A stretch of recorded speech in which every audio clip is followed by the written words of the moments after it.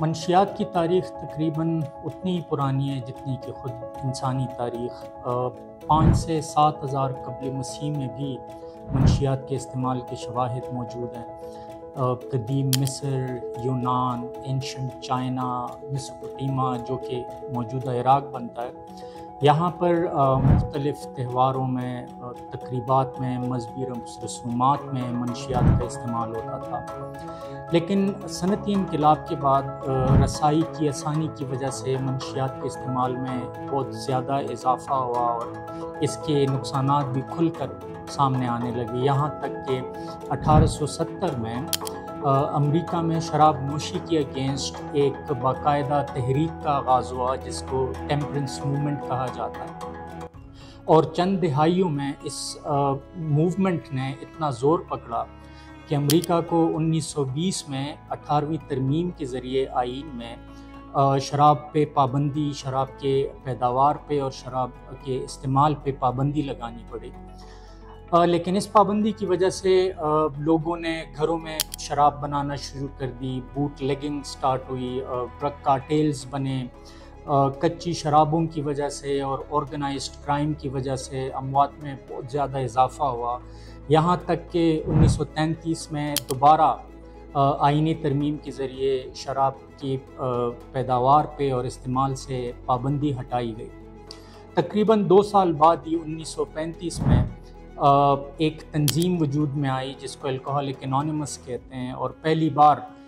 اس تنظیم نے منشیات کے استعمال کو بیماری کی نظر سے دیکھا اور اس کو ایک اسپریچول میلڈی کا اس نے نام دیا، اور اس کے شکار افراد کی مدد کے لیے میدان میں اتری اور اس سے کافی لوگوں کی مدد بھی ہوئی۔ لیکن پھر 1953 میں نارکوٹکس انانیمس نامی ایک اور ادارہ جو کہ الکوہولک انانیمس کا ہی ایک ذیلی ادارہ ہے نے جنم دیا، اور ہیزلڈن فاؤنڈیشن نے 1960 میں نارکوٹکس انانیمس اور منیسوٹا ماڈل کو مرج کر کے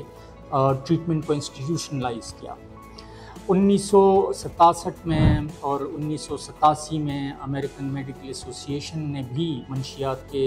استعمال کو ایک بیماری ڈکلیئر کیا۔ لیکن 1990 ایڈکشن کی تاریخ میں سب سے امپورٹنٹ تاریخ ہے، جس میں سینئر جارج ڈبلیو بش نے 1990 کی دہائی کو decade of the brain declare کیا اور ریسرچز کے لیے اربوں ڈالر مختص کیے۔ یہ وہی دہائی ہے جس میں ایف ایم آر آئی ایجاد ہوا، فنکشنل ایم آر آئی، جس میں اسپیکٹ اسکین نے اس میں بہت زیادہ امپرومنٹ آئی، جس میں نیورو پلاسٹیسٹی دریافت ہوئی، مرر نیورونز دریافت ہوئے، جس میں ہنٹنگٹن ڈیزیز کے جینز کی شناخت ہوئی، الزائمر کی جینز کی شناخت ہوئی، اور اس میں نیورو سائنس پر بہت زیادہ تحقیق ہوئی، schizophrenia, bipolar disorder اور ڈپریشن میں نیورو ٹرانسمیٹرز کے کردار کے اوپر تحقیق ہوئی، جس کی وجہ سے بہت ساری جدید دوائیاں بشمول SSRIs دریافت ہوئی، دماغ کی سٹرکچر اور فنکشنز کی میپنگ ہوئی، اور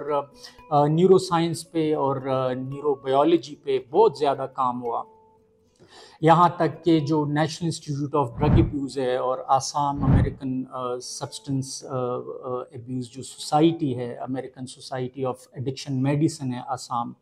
ان 2 اداروں نے بہت زیادہ کام کیا ایڈکشن پہ۔ ڈاکٹر نورا کی سربراہی میں نائیڈا نے بہت زیادہ ریسرچز پبلش کی، جس میں ایک مشہور ڈرگ برین اور بیہیویئر کی ریسرچ بھی شامل ہے۔ اور 2007 میں جو بائیڈن جو موجودہ امریکن پریزیڈنٹ ہے، تب وہ وائس پریزیڈنٹ تھے اور سینیٹر تھے، اس نے ان 2 اداروں کی مدد سے 2007 میں برین ڈیزیز ڈکلیئر کیا ایڈکشن کو، اور سینٹ سے اس کی منظوری کروائی، اور 2008 میں بہت اہم ایکٹس بھی پاس کروائے ہیں، جس میں سیکنڈ چانس ایکٹ شامل ہے، جس میں مینٹل ہیلتھ پیرٹی اور ایڈکشن ایکوٹی ایکٹ شامل ہے، اور بہت زیادہ اس نے فنڈنگ بھی پرووائڈ کی سامشا اور اس طرح کے دیگر اداروں کو، اور اس کے بعد بہت زیادہ کام ہوا۔ یہ وہی دور ہے تقریباً جب کچھ ممالک نے اپنے ڈرگ پالیسیز کو بہت پروگریسو ڈرگ پالیسیز میں کنورٹ کیا، جیسے کہ پرتگال ہے، چیک ریپبلک ہے، نیوزی لینڈ ہے، US ہے، ہارم ریڈکشن پالیسیز جو ہیں انٹروڈیوس ہوئی، اور سیف انجیکشن سائٹس اور میڈیکلی سپروائزڈ جو ہے وہ ایڈکشن سائٹس ڈیولپ کی گئیں، نیلٹرکزون اور نیلکزون جیسے دوائیاں ایجاد ہوئی، اور نیورو سائنٹسٹ نے اس فیلڈ میں بہت بڑا کردار ادا کرنا شروع کر دیا۔ مشہور نیورو سائنٹسٹ جیسے مارک لیوس ہے، ڈاکٹر ونڈی سوزوکی ہے، بہت سارے نیورو سائنٹسٹ، ڈاکٹر گابور ماتے ہے فزیشین، ڈاکٹر کارل ہارٹ ہیں، بہت شعراء آفاق کتابی بھی ان لوگوں نے لکھی، اور جو ہے ریسرچز میں اور علاج میں بہت جدت آئی، بہت ایڈوانس دوائیاں، مورفین یا اوپیوائڈ ایڈکشن کے وڈرول مینجمنٹ کی دوائیاں، اینٹی ایبیوز دوائیاں ایجاد ہوئی، اور آج کل جو ہے اس پہ بہت زیادہ کام ہو رہا ہے۔ لیکن جہاں جہاں علاج میں جدت آئی، وہاں وہاں پر اس کے نقصانات اور شکار افراد میں بھی بے پناہ اضافہ دیکھا گیا، اور ایک ریسنٹ اسٹڈی کے مطابق پاکستان میں تقریباً روزانہ کی بنیاد پر 700 سے زائد افراد اوور ڈوز کی وجہ سے اپنی زندگی کھو بیٹھتے ہیں، اور اسی طرح پوری دنیا میں جو اس کے نقصانات ہیں وہ بہت زیادہ تباہی کا باعث بن رہے ہیں۔ 10 سال سے لے کر 39 سال تک کے درمیان لوگ جو ہیں اس نشے کی بیماری کے شکار ہو رہے ہیں،